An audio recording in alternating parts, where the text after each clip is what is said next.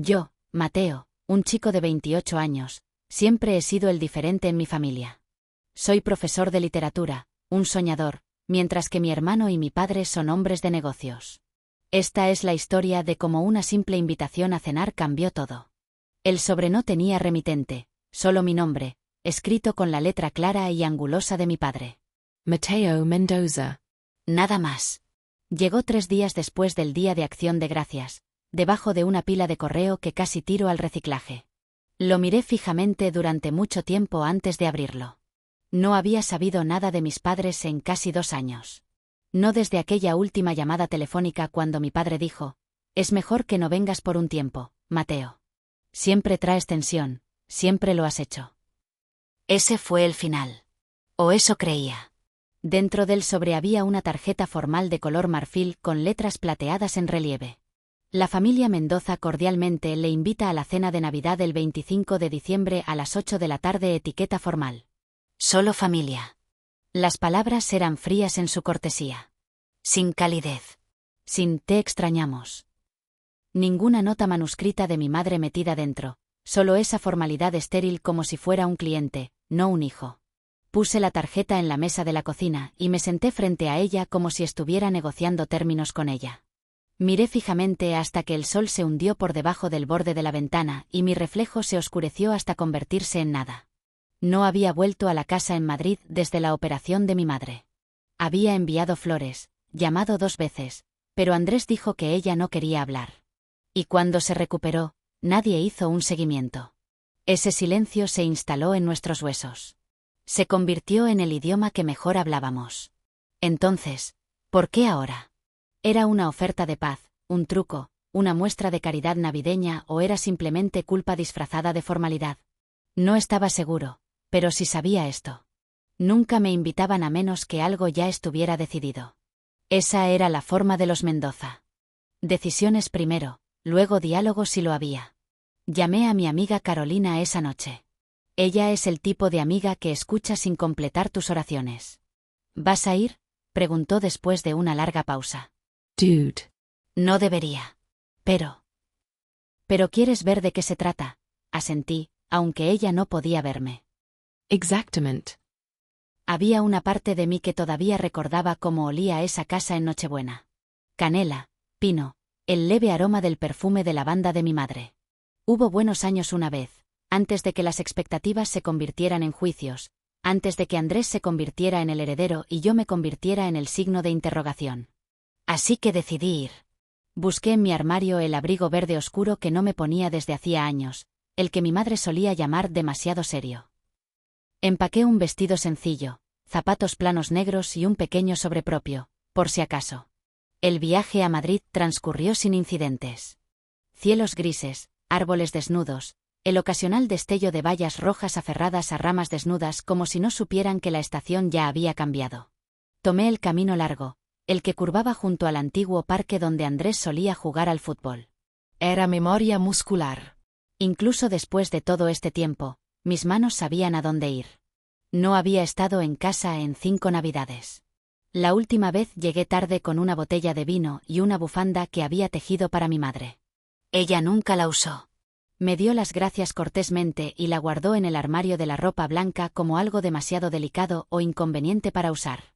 Esa fue la Navidad en que mi padre me dijo, medio en broma: «Todavía no has descubierto lo que significa una contribución real, ¿verdad?». Me reí entonces. Siempre me reía cuando no sabía cómo defenderme. Pero la verdad era que sabía desde hacía mucho tiempo que no era lo que él quería. No tenía mentalidad empresarial como Andrés. No citaba informes de ganancias ni admiraba el rendimiento de las acciones en la mesa. Me gustaban los libros. Me gustaban los niños. Enseñaba literatura y dirigía el club de poesía. Para mi padre, eso me hacía débil. Para la familia, eso me hacía distante. Lo que nunca preguntaron fue lo difícil que fue volverse distante. Cuando me fui de casa a los 18 años, tenía una beca y 2 maletas. Andrés me ayudó a meterlas en mi coche. Tenía 17 años entonces, alto, tranquilo, siempre observando. No éramos cercanos, pero aún no éramos enemigos. Eso vino después. Recuerdo el día en que mi padre me dijo que no volviera para el verano. Estamos reduciendo el tamaño, dijo. Andrés se va a quedar con el apartamento del garaje para sus prácticas. Tú tienes tu alojamiento en el campus, ¿verdad? No era crueldad exactamente. Era algo más frío que eso, practicidad sin amor debajo. Aprendí pronto que en la familia Mendoza, el valor se medía por la utilidad, no por el cariño. Aún así, una parte de mí se había aferrado. Incluso cuando me mudé al extranjero, incluso cuando las llamadas quedaron sin respuesta y las vacaciones pasaron en silencio, guardé una pequeña caja de adornos navideños de la infancia. Una estrella de papel que hice en 4º grado, un muñeco de nieve con mi nombre en purpurina roja. Mi madre solía colgarlo cada año cerca del frente del árbol, justo debajo del ángel. Entonces, un año no estaba allí. Nadie dijo nada. Simplemente se había ido. Ahí es cuando lo supe. No es que me odiaran. El odio habría sido más cálido. Sabía que me había convertido en un extraño en mi propia casa. Aún invitado, aún incluido por nombre, pero ya borrado de la imagen en sus corazones. Pero esta Navidad fue diferente. Esto no era una llamada telefónica o un cortés, quizás el año que viene. Esta era una tarjeta formal sellada y enviada como un trato comercial, y conocía demasiado bien a mi padre para pensar que era sentimental. No, algo ya había sido decidido.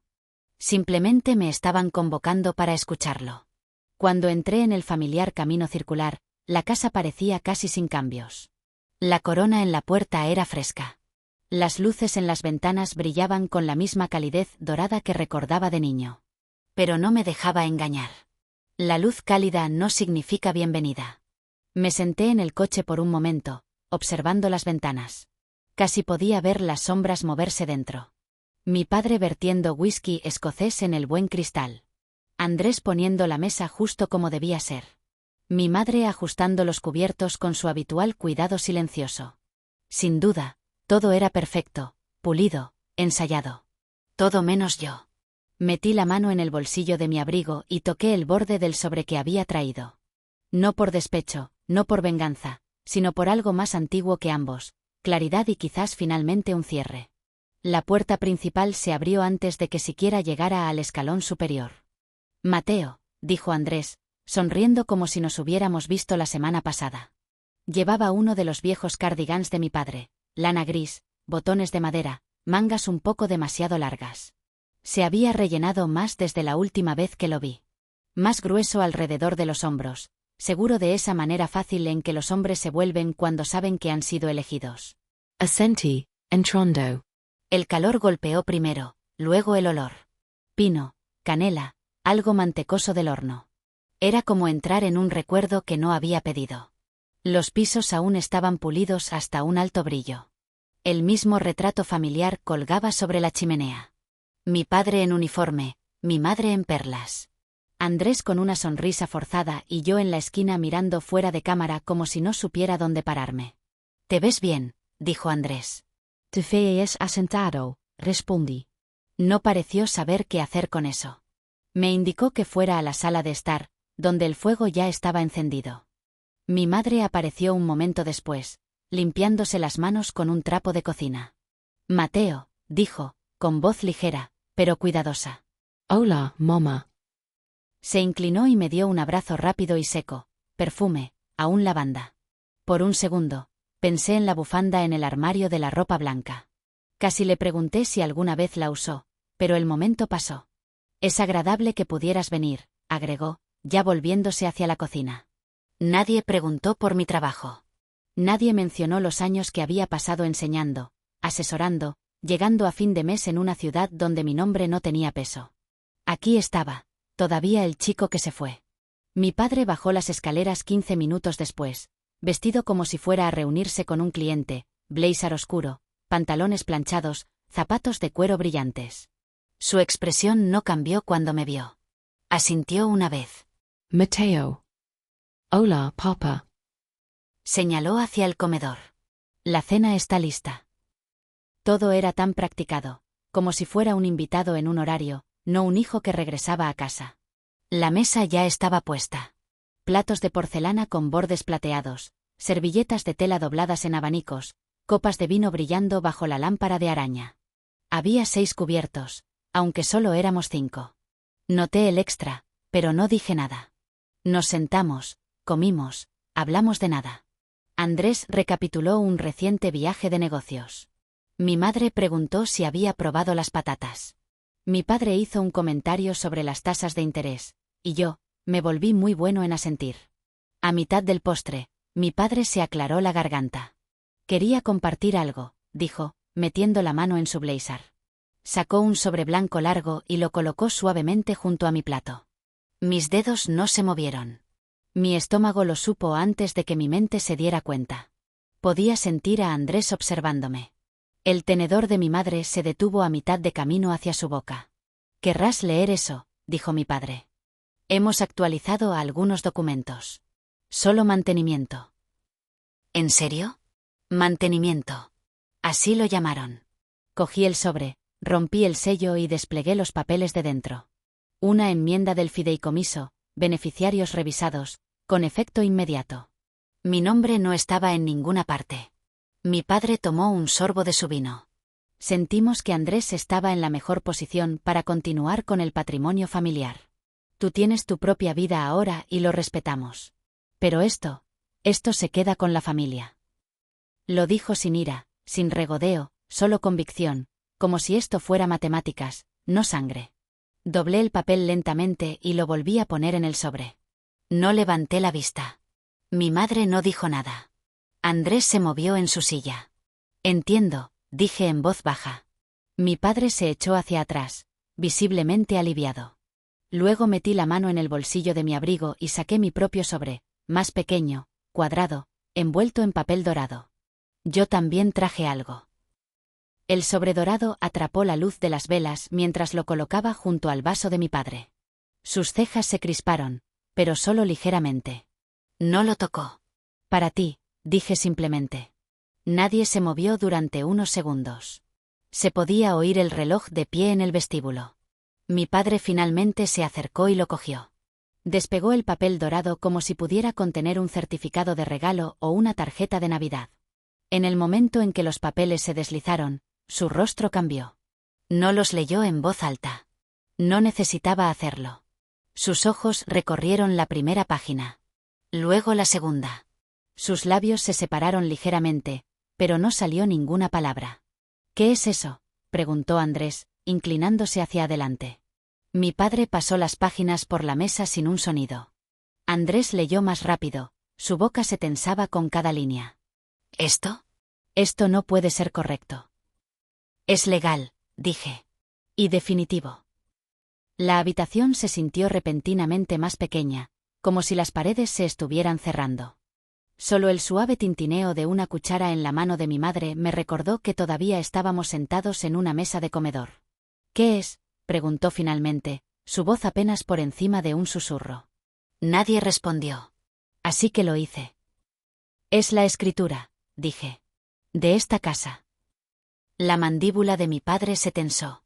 «La compré hace 3 meses». Silenciosamente, a través de una sociedad anónima. Andrés iba a refinanciar su propiedad comercial, la que incumplió. Andrés se puso rojo. «Fuiste a hurgar en mis». Fui a buscar, corregí. Después de que mi nombre desapareció del último informe patrimonial que accidentalmente me reenvió la tía Alicia. Algo se sintió mal, así que busqué. Mi padre enderezó su espalda. «Compraste nuestra casa sin decir una palabra». «Nadie me dijo cuando me quitaron del fideicomiso familiar», dije. «El silencio parece ser una tradición por aquí». El papel estaba abierto entre nosotros. Firmas, sellos, fechas, legal, vinculante. Esta casa era garantía, agregué. No la robé. Simplemente hice una oferta cuando el banco estaba listo para dejarla ir. El rostro de mi madre se había puesto pálido. Miró a mi padre, luego a Andrés, y luego a mí. «¿Por qué? ¿Por qué te venderían a ti?» «Porque pagué en su totalidad, discretamente a través de la firma de inversión de un antiguo compañero de clase. Te sorprendería lo que es posible cuando nadie le presta atención al hijo que trae tensión». Las palabras permanecieron más tiempo de lo que esperaba. Nadie respondió. La voz de mi padre fue la primera en atravesar el silencio. Baja, controlada, peligrosa. «Así que esto Esto fue venganza. Lo miré a los ojos. No con fuego, no con crueldad, solo claridad. No, esto es mío. Un largo silencio. No estaba orgulloso del momento. Ya ni siquiera estaba enojado. Simplemente me sentía terminado. Terminado de pedir espacio, reconocimiento, justicia. Siempre has medido el amor en términos de lealtad, dije. Pero aprendí algo diferente. El amor sin honestidad no es amor. Es control. Andrés empujó su silla hacia atrás, pero no se levantó. Arruinaste la Navidad, murmuró. No, respondí. Tú lo hiciste cuando apostaste con lo que no era tuyo. Cuando pensaste que nadie estaba mirando. Mi padre aún no había tocado su vino. Sus manos, siempre firmes, estaban apretadas en su regazo. Miré a mi madre, que no había hablado desde la pregunta. No hice esto para lastimarte, dije en voz baja.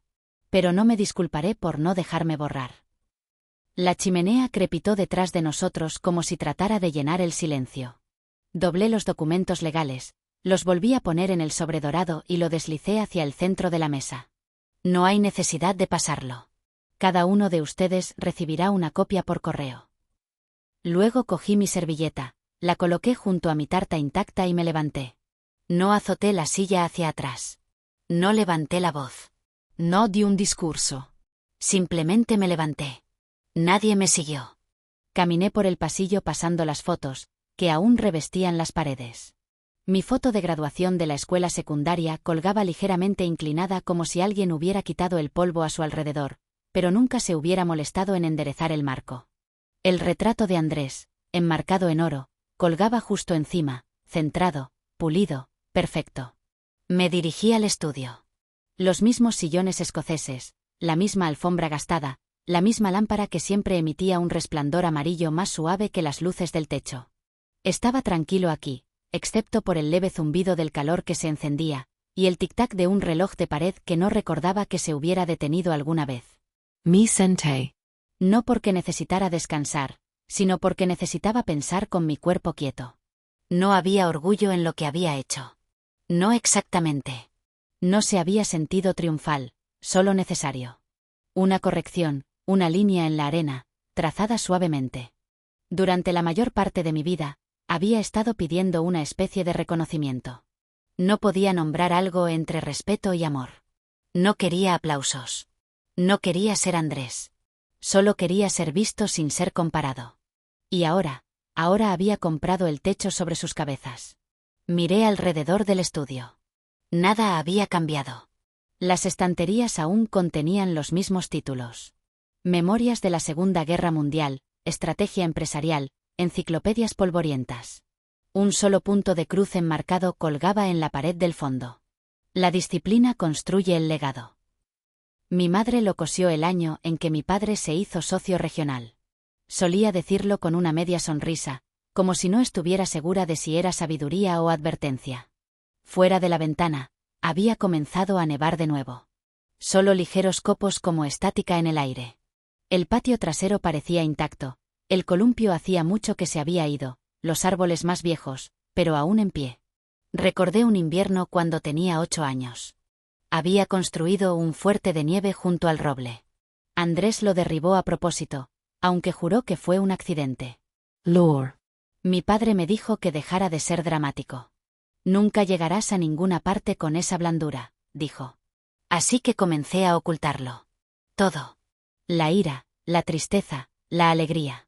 Aprendí a ser útil, cortés, tranquilo. Me fui de casa con una beca y una nota de agradecimiento, y nunca miré hacia atrás excepto en las vacaciones, y solo en mi corazón. Ahora, aquí estaba, de vuelta en esta casa, poseyéndola técnicamente, pero no realmente parte de ella. La puerta se abrió por detrás. No me giré. Los pasos de mi madre eran suaves, casi vacilantes. Se paró cerca de la puerta, sin entrar del todo. No deberías haberlo hecho así, dijo, con voz baja. Exhale lentamente. Entonces, ¿cómo? Hubo una larga pausa. No lo sé, susurró. Pero esto, lo destruirá. Él tomó la decisión hace mucho tiempo de borrarme. Yo solo me aseguré de que fuera mutuo. Ella no discutió. Ella no lloró. Miró hacia abajo a sus manos, los dedos entrelazados tan fuertemente que sus nudillos se habían puesto pálidos. Me levanté y pasé junto a ella sin tocarla. Pero me detuve en el pasillo. Hay una llave en la casa de huéspedes, dije, sin darme la vuelta. Si alguna vez necesitas espacio. Ella no respondió, pero tampoco se movió. Solly. El frío golpeó más fuerte de lo que esperaba. Realmente vigorizante, limpio. Por primera vez en años, podía respirar. No porque hubiera ganado, no porque hubieran perdido, sino porque el silencio finalmente se sentía como mío. De vuelta dentro, nadie habló. El fuego en el comedor se había reducido a brasas. Los platos estaban intactos. El vino en el vaso de mi padre se había calentado. Unas pocas migajas salpicaban el borde del plato de Andrés, pero incluso él había dejado de comer. Mi madre estaba junto al fregadero, enjuagando una cuchara que no necesitaba enjuague. Sus movimientos eran lentos, repetitivos, como si no fuera consciente de lo que estaba haciendo. Andrés rompió el silencio primero. Ella planeó esto, murmuró. Ella se preparó. Mi madre corrigió suavemente. Andrés. Él se burló y empujó su silla hacia atrás. La dejamos sentarse en nuestra mesa. Mi madre cerró el grifo y lo miró. Ella es familia. La mandíbula de Andrés se tensó. Ya no. Mi padre no se había movido.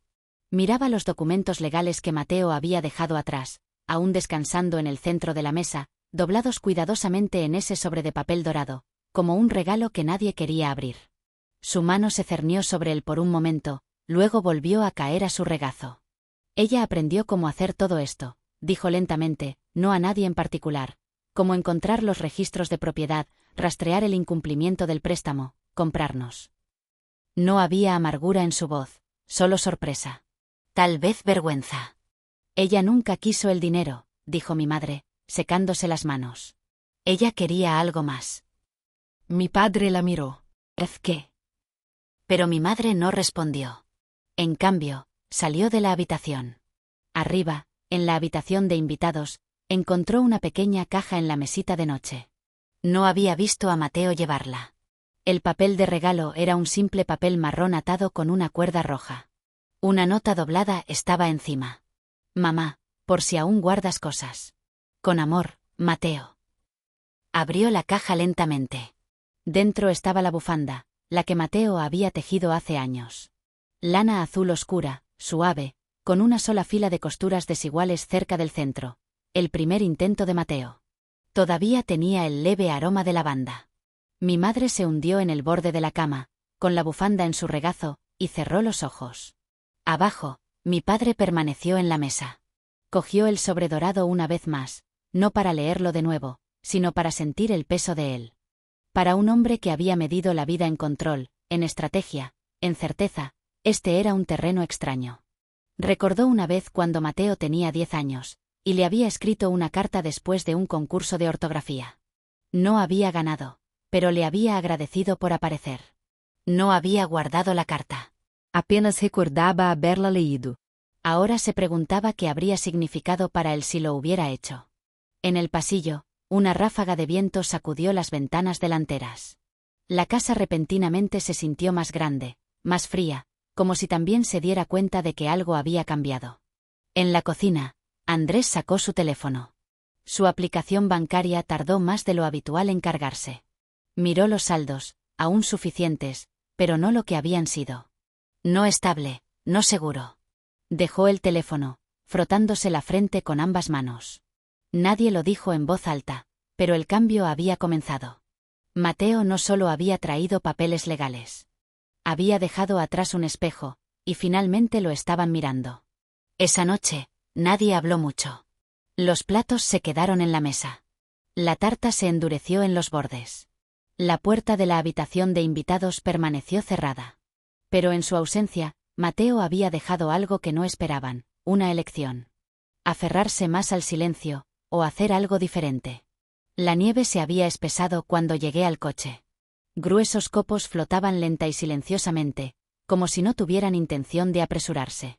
Me quedé de pie por un momento antes de abrir la puerta. Mi aliento formaba pequeñas nubes en el aire, cada una disolviéndose más rápido que la anterior. Por primera vez en años, no me iba por ira, rechazo o culpa. Simplemente me iba. Miré hacia atrás a las ventanas de la casa brillando suavemente detrás del vidrio esmerilado. La luz del porche rodeada de nieve. Desde la distancia, todavía parecía una postal, cálida, intacta, intocable. Pero lo sabía mejor. La calidez era solo una bombilla. El silencio dentro era pesado ahora, no pacífico. Aún así, no lo odiaba. Había habido buenos momentos una vez, veranos de infancia con limonada y aspersores, leyendo libros debajo de la mesa del comedor mientras papá recibía llamadas en el estudio. Noches en que mamá tarareaba suavemente en la cocina, sin darse cuenta de que alguien podía oír. Esas cosas también eran reales. El dolor no los borra. Simplemente se sienta a su lado. Abrí la puerta del coche y me metí en el asiento frío, recordándome cuánto tiempo había estado de pie. Cuando el motor se encendió, la radio se encendió suavemente, estática al principio, luego un crepitante viejo estándar de jazz que no podía nombrar. Dejé que sonara. Salí lentamente, los faros proyectando largos haces a través de la nieve. Cuando llegué al borde del camino de entrada, me detuve. Solo un segundo. Luego giré hacia la carretera, los neumáticos crujiendo sobre la nieve compactada. Nadie me llamó. Nadie estaba en la ventana, y no esperaba que lo hicieran.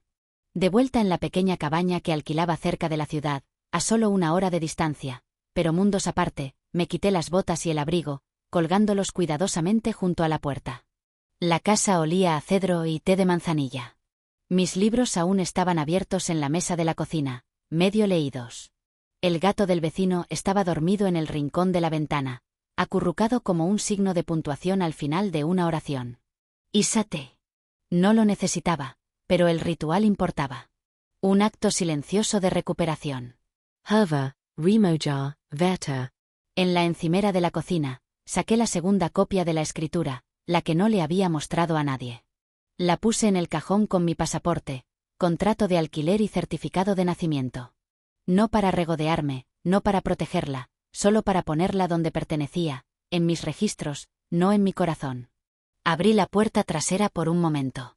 El patio estaba cubierto de blanco, sin perturbar. Los árboles estaban oscuros contra el cielo. Sin luces, sin ruido. Estaba tranquilo de la mejor manera. Dentro, la tetera se apagó. Serví el té y lo llevé al asiento de la ventana. Afuera, la nieve seguía cayendo. Dentro, estaba quieto, no triunfante, no roto, solo entero. La casa estuvo tranquila mucho después de que Mateo se fuera. Nadie movió los platos. La tarta permaneció sin comer. El fuego en el comedor hacía mucho que se había enfriado, pero a nadie se le ocurrió añadir más leña. Elena estaba sentada en el borde de la cama de invitados, aún sosteniendo la bufanda en su regazo. La caja en la que venía descansaba a su lado, el papel marrón doblado cuidadosamente, la cuerda roja metida debajo. No había llorado, aún no. Su rostro estaba quieto, pero sus manos seguían moviéndose sobre la bufanda, alisando la lana suave como si buscaran algo que no podía nombrar. Abajo, Geraldo estaba sentado solo en la mesa. No había tocado el sobre desde que Mateo se fue. Estaba exactamente donde lo había colocado, tranquilo e innegable. Una vez había creído que si establecías las reglas con la suficiente claridad, si definías las líneas y protegías el legado, el resto encajaría. Esa creencia había guiado cada decisión que había tomado, a quién confiar, qué decir, qué retener. Pero esta noche, las líneas se habían borrado. El legado, resultó, tenía una voz propia. Miró al otro lado de la mesa al asiento vacío que su hijo había ocupado solo horas antes. No había gritado. No había suplicado. Simplemente le había entregado la verdad y se había alejado. Arriba, Elena abrió el cajón en la mesita de noche. Dentro había algunas tarjetas viejas, del Día de la Madre, de cumpleaños, en su mayoría de Andrés, en su mayoría compradas en la tienda. Añadió la nota de Mateo a la pila, presionándola con la mano antes de cerrar el cajón suavemente. Se levantó, cogió la bufanda con ella, y caminó por el pasillo hacia el armario de la ropa blanca. Lo abrió con cuidado, silenciosamente, y sacó un bulto envuelto en papel de seda. La bufanda, la azul, la primera. La levantó, comparándola con la que Mateo le acababa de dar. El mismo hilo, la misma costura ligeramente torcida en el medio. Las mismas manos exactas habían hecho ambas, solo con años de diferencia. No la había usado porque no sabía cómo. Ese invierno, Geraldo había dicho que se veía demasiado casera, y Elena, como siempre, había escuchado. Ahora dobló la nueva bufanda suavemente y la colocó junto a la vieja, no guardada esta vez, sino en el estante superior, visible. Abajo, Andrés pasó por el pasillo y se detuvo junto a la escalera. Miró hacia el estudio, donde la luz aún brillaba desde una lámpara olvidada. El olor a pino se había desvanecido, superado ahora por el leve aroma a ceniza y algo tácito. No entró. Solo se quedó allí, escuchando el silencio, el tic-tac del reloj, lo que fuera que ahora llenaba el espacio que su hermano había dejado atrás. No era culpa. Aún no. Pero tal vez el comienzo de algo más. Pasaron 3 semanas. La Navidad se desvaneció en la calma gris de enero. Los bancos de nieve se convirtieron en aguanieve. Las luces se quitaron. Las decoraciones desaparecieron en cajas del ático. La vida volvió a sus ritmos tranquilos habituales. Mateo no supo nada de nadie. No esperaba hacerlo. En la escuela, reanudó la calificación de ensayos y escuchó a sus estudiantes tropezar con Shakespeare. En casa, horneaba más de lo habitual. Pan, magdalenas. A sus manos les gustaba la certeza de la harina, la tranquilidad de la masa que sube. Cada día terminaba en una especie de quietud que no había conocido antes. No solo honesto. Entonces, un jueves por la tarde, un sobresimple llegó a su buzón. Sin remitente, escritura familiar. Se detuvo antes de abrirlo. Dentro había una sola fotografía, sin nota, sin firma. Era una foto antigua claramente tomada con una cámara de película hace años, descolorida en los bordes, cálida en color. Mateo tenía tal vez 7 años, sentado con las piernas cruzadas frente al árbol de Navidad, un copo de nieve de papel en una mano y una sonrisa torcida en su rostro. La bufanda azul estaba envuelta alrededor de su cuello, no la que acababa de dar. La primera, la que había hecho con la ayuda de su maestro de 2º grado. Desigual, sincera. En el fondo de la foto, Elena estaba de pie detrás de él, una mano descansando suavemente sobre el hombro de Mateo, la otra en medio de un movimiento como si estuviera ajustando un adorno. Mateo lo miró fijamente durante mucho tiempo. La imagen no estaba perfectamente compuesta. No estaba destinada a ser guardada, pero alguien la había guardado. Y ahora alguien la había enviado. Dio la vuelta a la foto. En la letra de su madre, cuidadosa, inclinada, inconfundible, había 5 palabras. Debería haberlo intentado más. Nada más. Mateo pasó su pulgar sobre las palabras. No sintió ningún arrebato de perdón. Ningún torrente de lágrimas, solo una calidez tranquila que se movió a través de él como vapor que se eleva de una taza en una mañana de invierno. No sabía dónde había encontrado su madre la foto. Tal vez siempre había estado allí. Tal vez, como la bufanda, había esperado silenciosamente en un estante hasta que alguien estuviera listo para volver a mirar. Colocó la foto en un marco. Madera simple, sin adornos. Lo colocó en el alféizar de la ventana sobre el fregadero de la cocina junto a la planta de albahaca que nunca parecía crecer recta. No lo cambió todo, pero cambió algo. La primavera llegó lentamente. La nieve se derritió en parches, revelando hierba marrón y hojas quebradizas debajo. Los árboles dudaron antes de brotar. El sol se extendió más en las tardes, pero el viento aún llevaba el recuerdo del invierno. Mateo no marcó el cambio con nada dramático. Sin celebración, sin anuncio, solo signos más pequeños. Las ventanas se abrían un poco más cada día. El té se cambió de nuevo por café, la bufanda doblada y colocada en el cajón. Mantuvo la foto en el alféizar de la ventana. Cada mañana la miraba al enjuagar su taza o regar la albahaca, que a pesar de su obstinada inclinación, había comenzado a crecer más recta. No le había escrito a su madre. No estaba seguro de si necesitaba hacerlo. Algunas cosas, una vez nombradas, no necesitan ser repetidas. En la escuela, los estudiantes estaban ensayando Nuestro pueblo. Mateo se quedaba hasta tarde, ayudándolos con las líneas, ajustando las luces del escenario, recordándoles que proyectaran. La obra, con toda su belleza ordinaria y su tranquila tristeza, se sentía extrañamente correcta. Una tarde, después del ensayo, Mateo caminó a casa en lugar de conducir. El sol estaba lo suficientemente bajo como para estirar su sombra a través de la acera. Pasó por la librería, aún con su letrero descolorido y horas torcidas. Pasó por el café con las tazas astilladas y las mejores magdalenas de melocotón de la ciudad. Pasó por el banco en el parque donde una vez se había sentado y llorado sin saber por qué. Todo seguía allí. Y él todavía estaba aquí, diferente tal vez, pero no roto. Se detuvo en la florería de la calle Mayor. Un pequeño arreglo floral le llamó la atención, hortensias, de color púrpura pálido, apenas abiertas. Su madre solía cultivarlas frente al porche, persuadiéndolas de la tierra fría cada marzo como si fuera una especie de milagro. Mateo compró una. No planeaba hacerlo. Simplemente lo hizo. De vuelta en casa, la colocó en la mesa de la cocina. Sin jarrón, solo la pequeña maceta, un poco torcida, llena de suave esperanza verde. Esa noche, escribió una sola frase en su diario, un hábito que había adquirido durante el invierno.